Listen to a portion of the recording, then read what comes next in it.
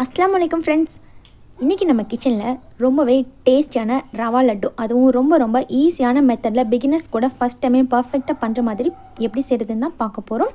இதுவரைக்கும் தமிழ் ஃபன் சேனலை சப்ஸ்கிரைப் பண்ணாத நண்பர்கள் சப்ஸ்கிரைப் பண்ணிக்கோங்க. அப்படியே பக்கத்துல இருக்கிற பெல் ஐகானை கிளிக் பண்ணிட்டு ஆல் அப்படிங்கற ஆப்ஷனை கிளிக் பண்ணிக்கோங்க. ரவா லட்டு பண்றதுக்கு ஃபர்ஸ்ட் ஸ்டவ் ஆன் பண்ணிட்டு pan வச்சுக்கோங்க. அதுல ஒரு 2 டீஸ்பூன் அளவுக்கு நெய் சேர்த்துக்கோங்க. கூடவே 1 கப் அளவுக்கு ரவா சேர்த்துக்கோங்க. ரவா சேர்த்துட்டு லோ ஃப்ளேம்லயே வச்சு இத ஒரு 5 நிமிஷம் போல நல்லா வறுத்து விட்டுக்கோங்க. நம்ம 5 நிமிஷம் வறுக்கும்போது பாத்தீங்கன்னா ரவா வந்து ஒரு பாதி அளவுக்கு வந்து உங்களுக்கு வறுபட்டு வந்திருக்கும். ரவா பாதி அளவுக்கு வறுபட்டதுக்கு அப்புறமா அது கூடவே 1/2 கப்ல இருந்து நீங்க 3/4 கப் வரைக்கும் துருவன தேங்காய் சேர்த்துக்கலாம்.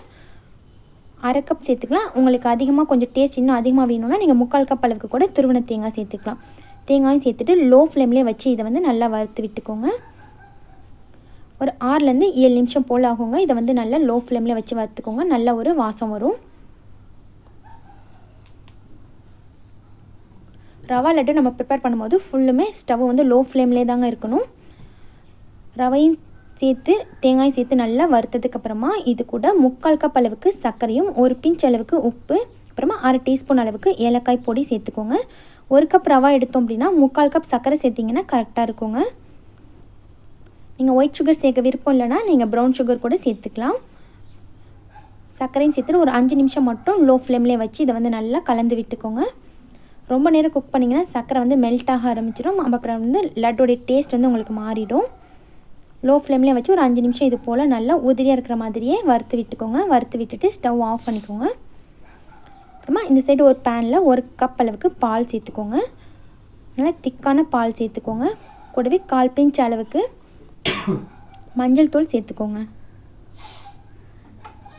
மஞ்சள் தூளும் சேர்த்துட்டு நல்லா கலந்து விட்டுக்கோங்க. 5 நிமிஷம் போல் இதை வந்து நல்லா கொதிக்க வச்சுக்கோங்க. கொதிச்சதுக்கப்புறமா ஸ்டவ் ஆஃப் பண்ணிவிட்டு இதை வந்து வடிகட்டிட்டு வெதுவெதுப்பான சூடில் இருக்க மாதிரி வடிகட்டி எடுத்து வச்சுக்கோங்க.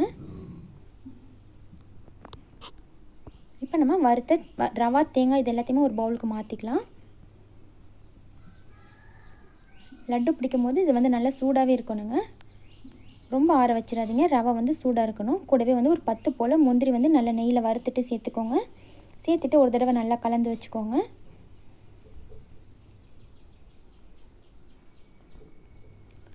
இப்போ இது கூட நம்ம காய்ச்சி வெதுவெதுப்பாக ஆற வச்சிருக்கிற இந்த பால் சேர்த்துக்கலாங்க. பால் வந்து ஒரு மொத்தமாக சேர்த்து எல்லாத்துலேயும் கலந்துடாதீங்க. கொஞ்சம் கொஞ்சமாக பால் தெளித்து ரவா லட்டு பிடிச்சிக்கோங்க. நம்ம ஒரு லட்டு பிடிக்க போகிறோன்னா அதுக்கு தகுந்த மாதிரி மட்டும் பால் தெளித்து கொஞ்சம் கொஞ்சமாக பிடிச்சிக்கோங்க.